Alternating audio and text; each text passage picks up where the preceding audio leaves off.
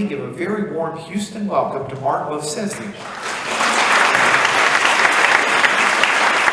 I'd like to begin by thanking Mark Lanier and the Lanier Theological Library for inviting me here to visit with you, and to thank all of you for devoting a Saturday night to listening to me. You must really like law professors in Houston, Texas, all I have to say. This is the second occasion that I've had to visit the library, and I must say it's a remarkable place with an outstanding collection, and you're extremely fortunate to have it right here where you live. I greatly enjoyed this afternoon's panel as well. I also want to thank Dean Simons and my colleagues from St. John's and our students. We told them it would factor into the grade, but no, I'm kidding. But I want to welcome them and I want to thank them also for coming. The title for my lecture tonight is Religious Freedom for Mideast Christians, Yesterday and Today. It's a timely and sobering topic. Mideast Christians today faced one of the worst persecutions in their long history. Let me begin by giving you two examples. Last month, perhaps 100,000 Christian refugees fled their homes in northern Iraq in response to attacks by the Islamic State in Iraq and Syria, or ISIS, an Islamist group that has conquered about a third of that country, as well as about a third of Syria.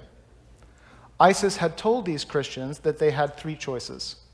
They could convert to Islam, they could accept the terms of the dhimma, the notional contract that governs the treatment of Christians in classical Islamic law and requires them to accept a suppressed status, about which I'll have much to say this evening, or they could depart. The Christians departed after ISIS required them to leave all their belongings behind. Earlier this spring, in the city of Raqqa in Syria, which ISIS has made its capital, ISIS had offered Christians the same choice, the dhimma or expulsion. Most Christians chose expulsion, and you can see on the screen I got this image from the web. This is the Armenian Catholic Church of the Martyrs in Raqqa in Syria before ISIS took over and after. Note what's happened. ISIS has taken down the cross from the top and put up the ISIS flag. Also notice the bell has been taken down. And I'm going to refer to this again later in the evening because it's a significant part of the dhimma. In Egypt, Coptic Christians have suffered greatly at the hands of a different Islamist group, the Muslim Brotherhood. For decades, the Brotherhood has been harassing Christians in Egypt.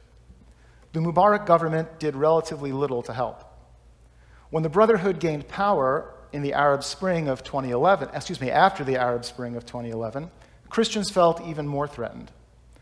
When the Brotherhood fell from power last year, it had governed very badly and made itself widely unpopular. The Brotherhood blamed its fall principally on Coptic Christians. It has now targeted Christians for even more violence. The Brotherhood has murdered Christians and burned their churches and villages to the ground. Scholar Samuel Tadros of the Hudson Institute writes that today, Coptic Christians face the worst persecution in 800 years. These are only the most vivid examples. Everywhere in the region, Christians suffer discrimination in many aspects of daily life: employment, education, housing. The crisis is taking a great toll. Many Christians, like those in northern Iraq, have become refugees. It's not an exaggeration to say that Mideast Christianity, which has survived for thousands of years, since the very beginnings of the faith, today faces the threat of elimination in the very places where Christianity was born and first took root. We're witnessing one of the great human rights catastrophes in history, a genocide. Yet the outside world has done relatively little in response. Western governments and international human rights advocates have shown very little interest. Sometimes the indifference is jarring. For example, last month, the United States government dispatched helicopters to rescue 40,000 Yazdi refugees whom ISIS had surrounded on a mountain in northern Iraq. And we dropped humanitarian supplies to 15,000 Shia Turkmen in the Iraqi town of Amerli. As Americans, we should be proud of the rescue of these innocent and helpless people. But the US government has done nothing to help those 100,000 Christian refugees whom ISIS had forced into the Iraqi desert in the weeks and days before. Mideast Christians observe this difference in treatment, and they wonder why.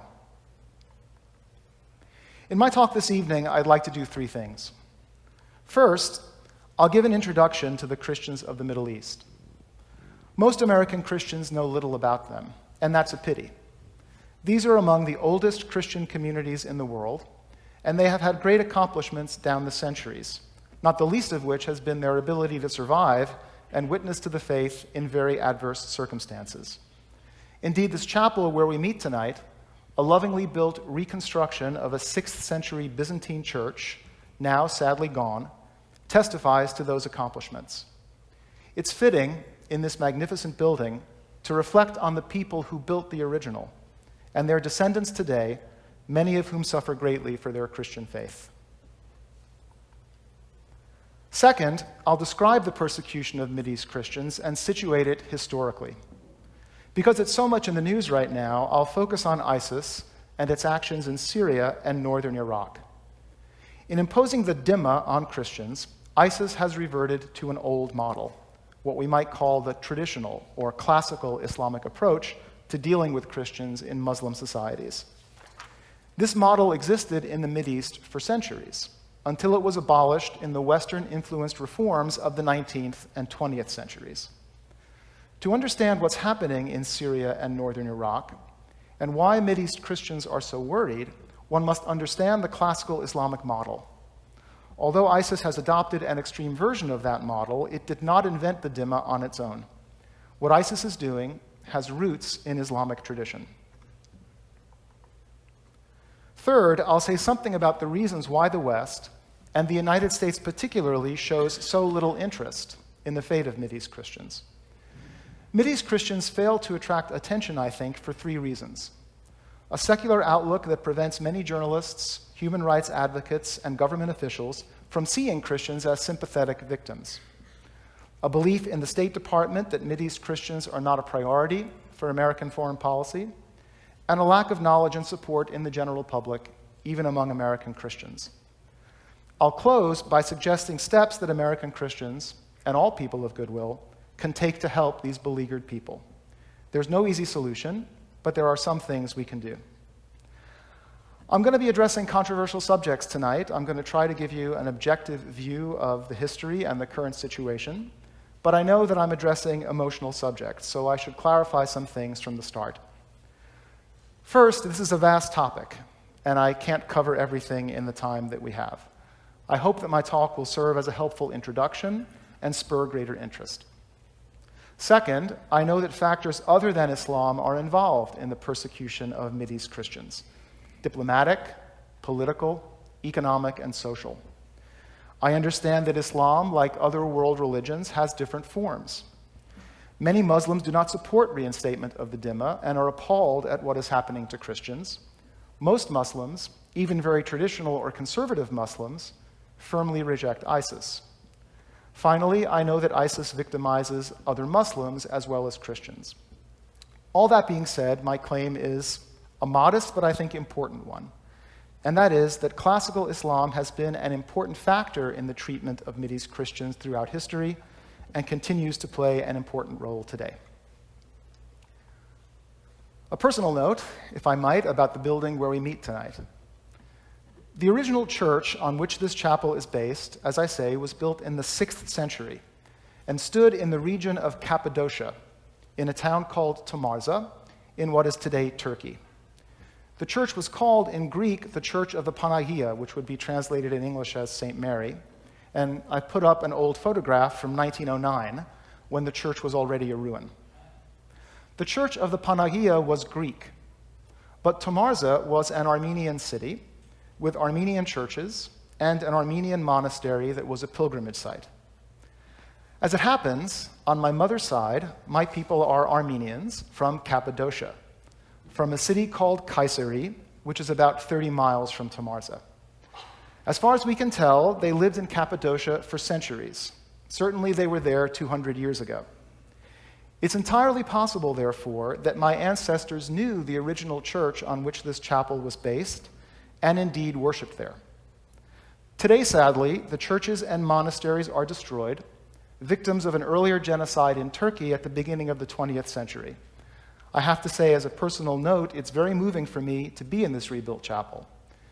which I view as a tribute to those Christians, including some of my relatives. Well, most American Christians know comparatively little about Mideast Christians. Some are surprised to learn that Mideast Christians even exist. In fact, between 12 and 16 million Christians live in the region, about 5% of the total population. In some countries, the percentage is higher. Lebanon traditionally is thought to be 50% Christian, although most observers think the percentage is smaller. In Egypt, Christians make up around 10% of the population. They're around 10% in Syria as well.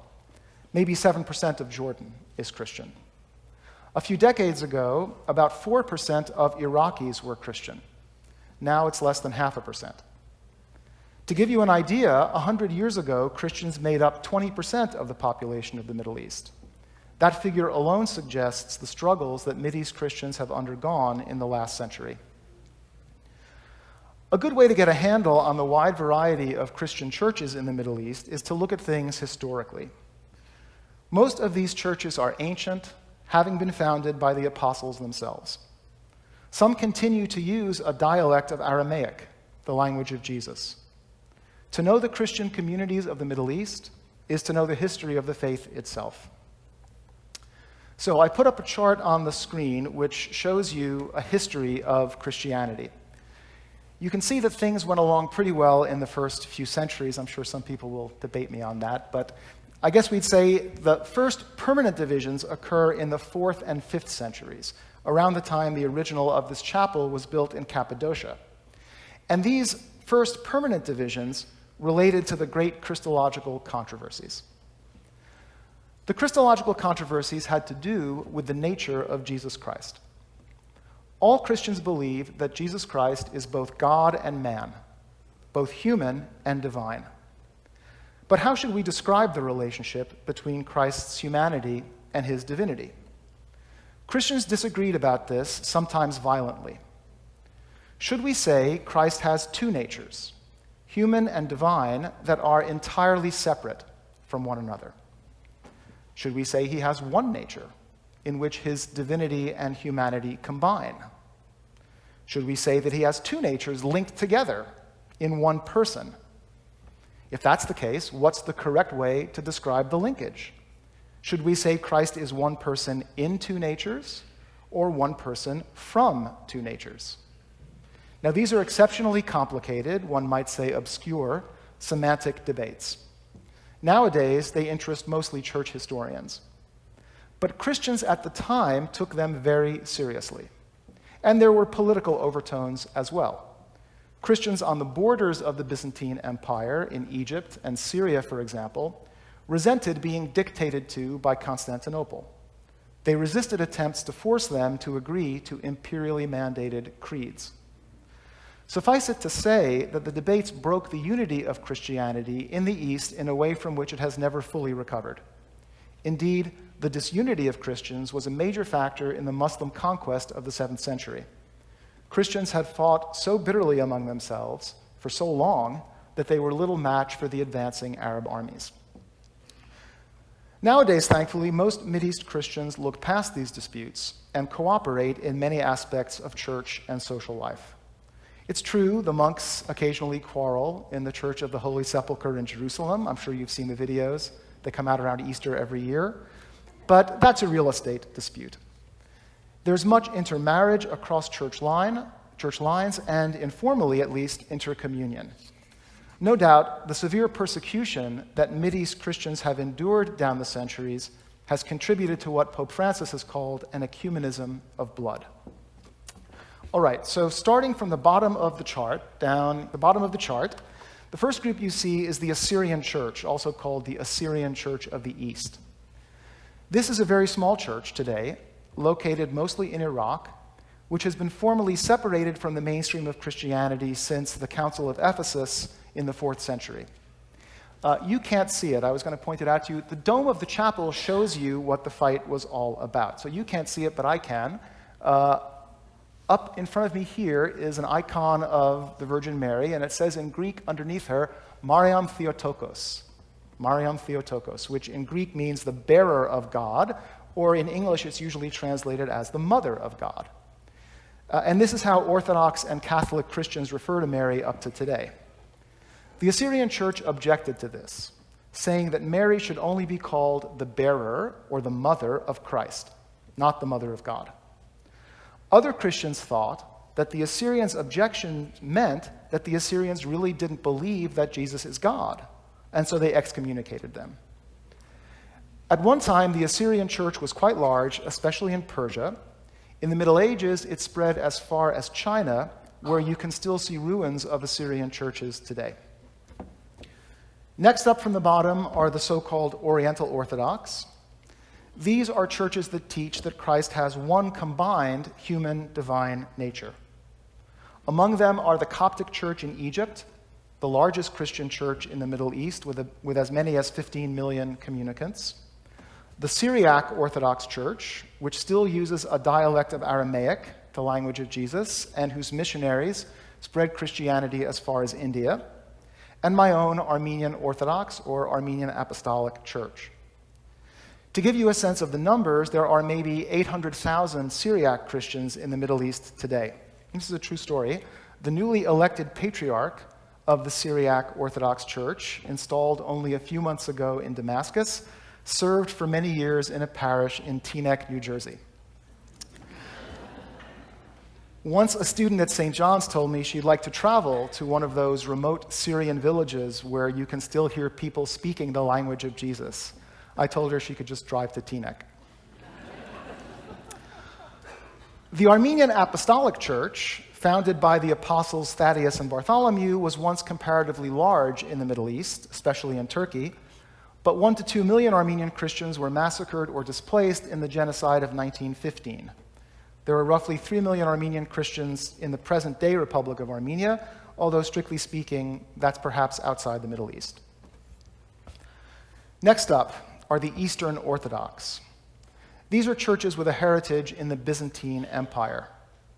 In the Mideast, we're speaking principally of the Greek Orthodox and the Antiochian Orthodox churches. The Greek Orthodox Church is well known in the US, of course, and the Antiochian Orthodox, headquartered in Damascus, have done large-scale evangelization in the US in recent decades and drawn many converts. Unlike the Oriental Orthodox, the Eastern Orthodox accept the doctrinal definitions of the Council of Chalcedon, which was in 451, which declare that Christ has two separate natures, human and divine, linked together in one person. Western Christianity, including both Roman Catholics and Protestants, accept Chalcedon as well. Most Mideast Christians belong to one of these two families, the Oriental Orthodox or the Eastern Orthodox. But other Christians are in the region as well. Moving up the chart, there's the Roman Catholic Church. The Catholics and the Eastern Orthodox divided in the year 1054. The dispute was mostly about the authority of the Pope. The Eastern Orthodox and the Oriental Orthodox, for that matter, do not accept that the Pope has universal jurisdiction in the Church or that he is infallible. But there were other theological disagreements as well, including disputes about the Immaculate Conception and the famous Filioque clause in the Nicene Creed. Most Mideast Catholics belong to Eastern Rite churches. That is, they do not use the Latin Rite that Catholic churches use in the West. And most of them were founded around the time of the Crusades. The largest Catholic community in the Middle East is the Maronite Church in Lebanon, with about 1 million people. Finally, there are Protestants and evangelicals, members of churches founded principally by missionaries, many of them Americans in the 19th century. And Jim Hoffmeyer today on the panel told me that his parents were missionaries in Egypt. Historically speaking, Protestants and evangelicals are new arrivals in the Middle East, and their numbers are pretty small. But they've had an outsized influence, largely because of charitable works like schools and hospitals and orphanages. Well, that's just a quick overview. I hope it gives a sense of the great variety of Mideast Christianity. Today, all Christians, Assyrians, Oriental Orthodox, Eastern Orthodox, Catholics, Protestants, and evangelicals, all of them, suffer great persecution. Because it's so much in the news right now, I'll focus on the activities of ISIS in Syria and northern Iraq. ISIS is a Sunni Islamist group. More specifically, it's a Salafist group. Its goal is to reinstate what it believes to be the practices of the first generations of Muslims, or the Salafs. It rejects later developments in the religion as un-Islamic. Within the past year, ISIS has managed to conquer about a third of Syria and Iraq. It controls an area with a population of about 4 million people. It's neither a fringe nor a trivial phenomenon. Now, here it's perhaps necessary to make an observation. When people in the West think about Islam, they often make one of two mistakes. The first is to say that Islamists like ISIS represent real, quote, or authentic, quote, Islam, as though nothing else exists. That is untrue and unfair to the vast majority of Muslims in the world, even traditional Muslims who reject groups like ISIS. As I've said, ISIS persecutes other Muslims as well as Christians. The second mistake is the opposite, to say that Islamist groups like ISIS have nothing at all to do with Islam. That's also untrue. ISIS is an extremist group, but its program for Christians is not something it made up on its own. Its conduct towards Christians is not without precedent in historical Islam. ISIS seeks to reestablish the caliphate, the classical Islamic state that existed for centuries in the Middle East. To understand ISIS's program, therefore, including its program with respect to Christians, one has to know something about the classical Islamic state, which ruled more or less from the time of the Muslim conquest in the 7th century to the Western-influenced reforms of the 19th and 20th centuries. Many people in the West think that the classical Islamic state is a theocracy, but that is not strictly speaking true. In classical Islam, the clergy do not rule. Nonetheless, the state has a very clear religious foundation. In classical thought, the Muslim community, or the Ummah, is both a spiritual and a political entity. It is the body of believers that lives, but also governs by Allah's law. The Ummah's supreme leader, or the Caliph, has ultimate responsibility for ensuring that Allah's law is enforced. Scholars have written volumes about classical Islam and government, and I lack time to do these subjects justice. One aspect is especially relevant for us, however, and that is the place of non-Muslims, and particularly Christians, in the Islamic State. Classical Islam distinguished between pagans, who had no right of permanent residence, and the so-called people of the book. The Arabic word is al-kitab. And these are groups like Christians and Jews who had been the recipients of earlier, although from the Muslim perspective incomplete, revelation. As people of the book, Christians could establish permanent residence in Muslim society. Specifically, they could make a notional contract or agreement or treaty with the Ummah. The contract was called the dhimma. The people of the book subject to the dhimma were called dhimmis. And the dhimma granted Christians protection in return for a promise to accept social and legal subordination. Okay, the dhimma's evolution is a matter of some mystery. It may derive from a verse in the Quran that commands Muslims to fight the people of the book until they pay a tribute or a tax called the jizya and accept a humbled status. So there's a Quranic verse about this. Some people think it goes back to that. Some people point to the so-called Pact of Umar, which is a probably fictional agreement between an early caliph and the Christians of Syria. Perhaps Muslims adapted existing Persian and Byzantine customs.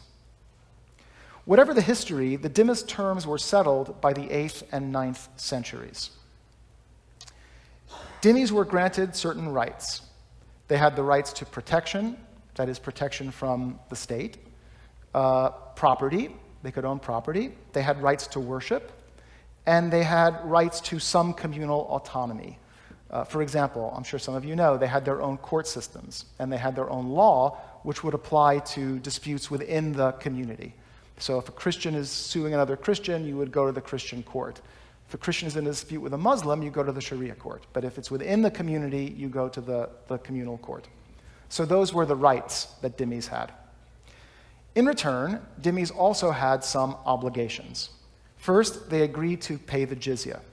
In fact, ISIS in Syria and Iraq has reinstated the jizya. I think they're asking $500 a person twice a year or something like this, which may not sound like much, but in the context of Iraq, it's actually a fairly significant sum. But anyway, the dhimmis had to pay the jizya, and they had to agree to abide by certain social and legal restrictions.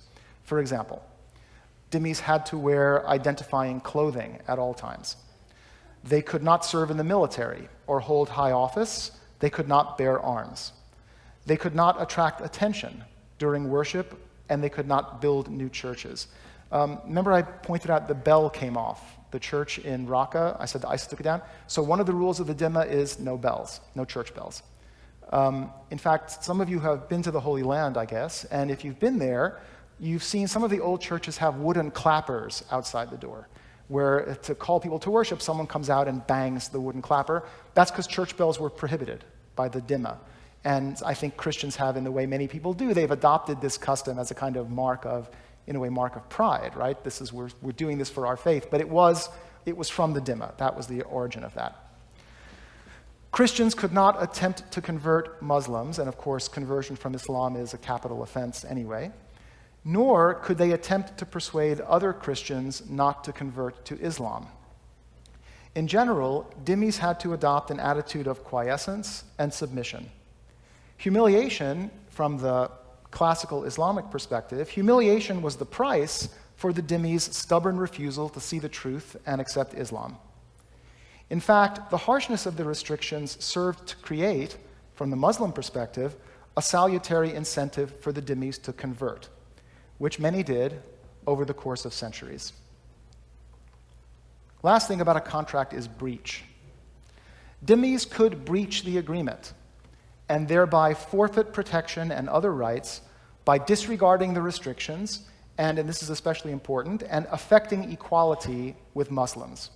Remember, the idea is you're tolerated and protected as long as you accept a subordinate status. If you assert equality in some way, that's a violation of the contract. So, conspicuous displays of wealth could be perceived as an insult. Violent retribution and plunder could follow. Persecution could also occur during periods of political and economic crisis, or if dhimmis seem to be cooperating with outsiders. And please keep that in mind. I'm going to come back to this later. If dhimmis seem to be cooperating with outsiders, with the enemies of the ummah, then the dhimmis had broken the arrangement and were subject to punishment.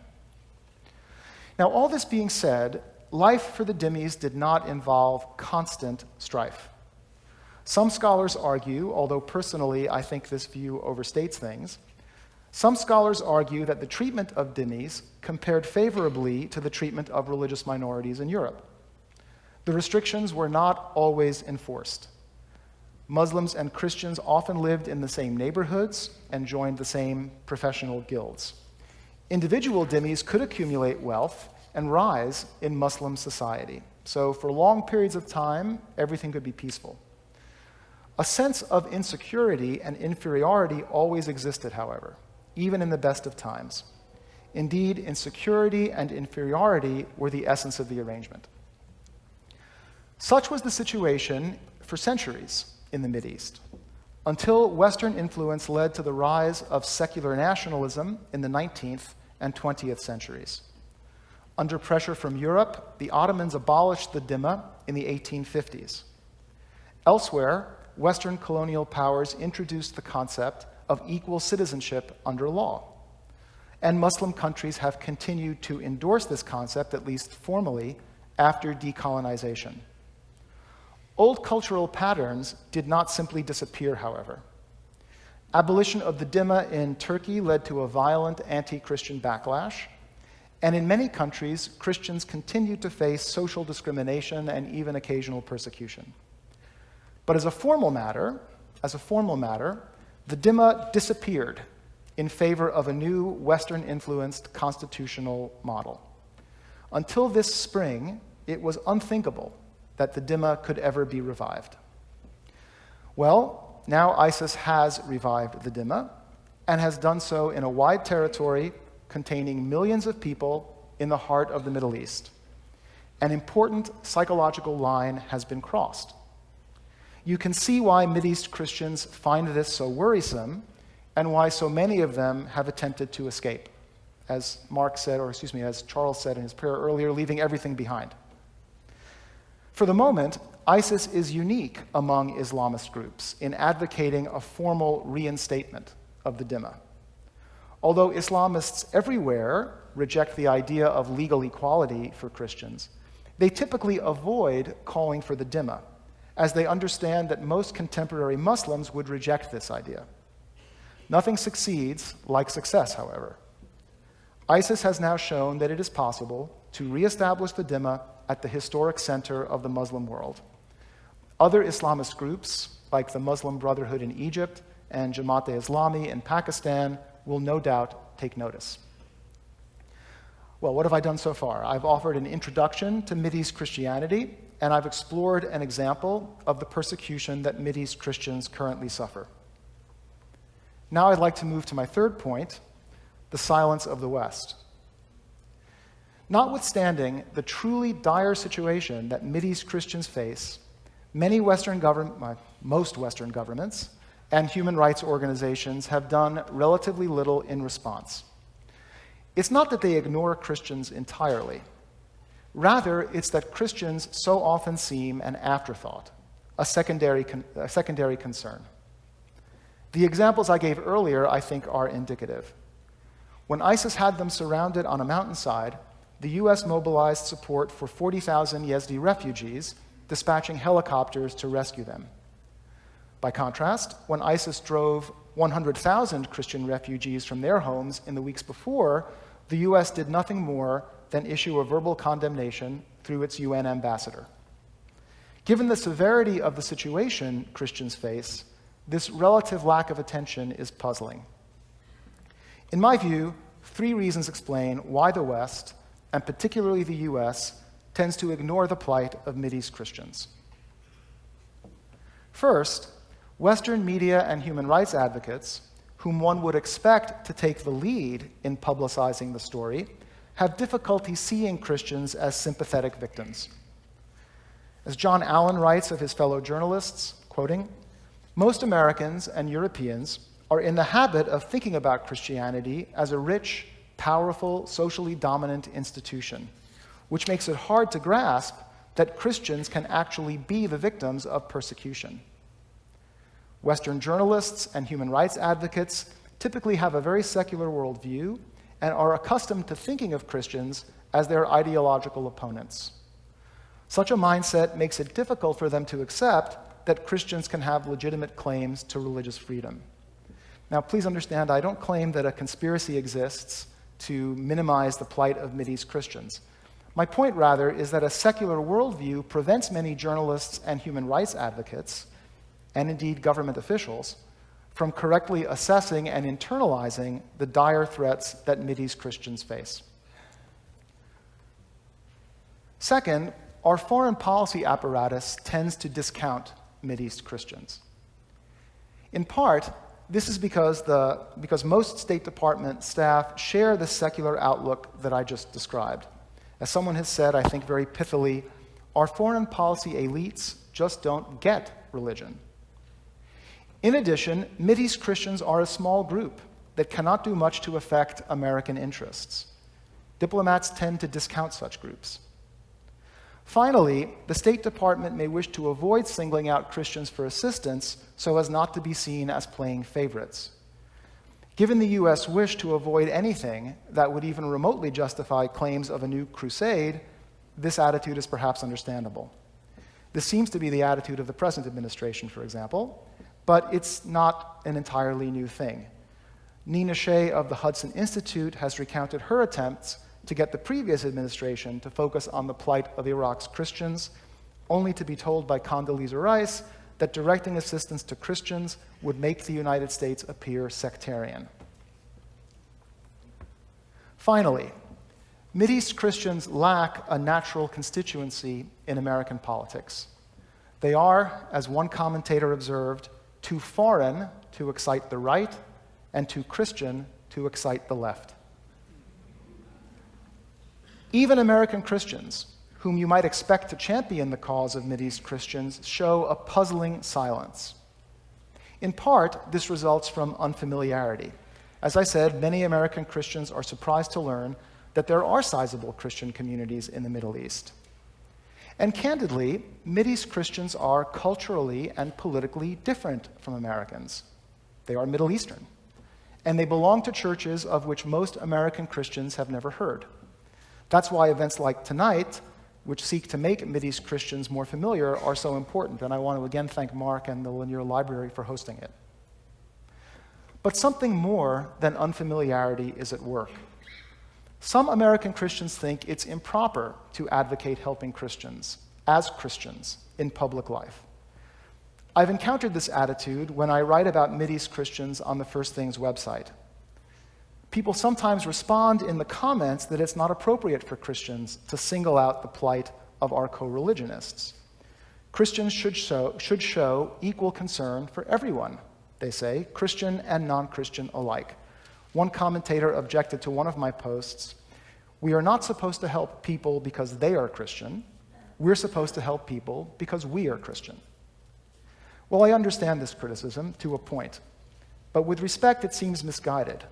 I'm not a theologian, but I don't think Christianity requires its adherents to refrain from speaking out against injustice simply because the victims are other Christians. Of course, Christians should show compassion for non-Christians. No one said anything different. It was entirely proper for the United States to assist the Yazdis on Mount Sinjar, and as a Christian, I'm proud we did. But the fact is, in the Middle East and around the world, Christians are often the special targets of persecution, and the people who normally object to such things seem not to notice. Seeking help for Mideast Christians is not a form of inappropriate special pleading. It's a way to assure that their plight is not ignored. In fact, submerging the cause of Mideast Christians in a more generic cause for world peace minimizes the suffering that they endure. Well, assuming it is appropriate for Christians and for people of all goodwill generally to advocate on behalf of Mideast Christians, what policies should we promote? There's no simple solution. The preferred solution of many Mideast Christians is the establishment of a safe haven, protected by the international community where Christians can continue to live in the Middle East. I think this is a very worthwhile goal. I wonder who will enforce it.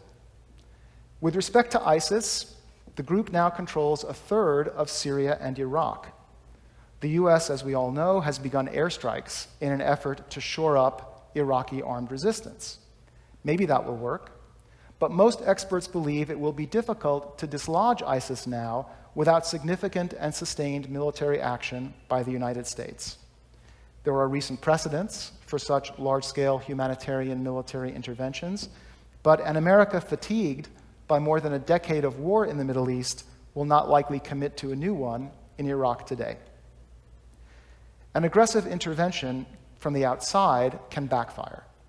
Recall what I said a while ago about Christians becoming targets when the Ummah believes they are cooperating with the outside enemy. Discretion in words and in deeds is required. We should not raise expectations unless we are prepared to follow through and stick it out for the long haul, for decades at least, probably many decades. However well-intended, the American intervention in Iraq has contributed to a disaster for that country's Christians. From the perspective of Iraq's Christians, by overthrowing Saddam, the US helped to create a situation in which they were exposed to Islamists like ISIS and then abandoned them abruptly to their fate. Whatever we do, we must be careful to avoid steps that inadvertently make the lives of Mideast Christians more difficult than they already are. Still, there are some things we can do, and I would like to suggest a few. The first one is help church organizations and NGOs. There are a number of church organizations, many Orthodox charities, the Catholic Near East Welfare Association, Aid to the Church in Need. I'm sure that if you go on the web and look up your particular denomination and see what it's doing, I'm sure it's doing something, and if it's not, you should say something about it and tell them they should be doing something. But one thing to do is to help out the church organizations and NGOs which are trying very hard to help these people in the Middle East.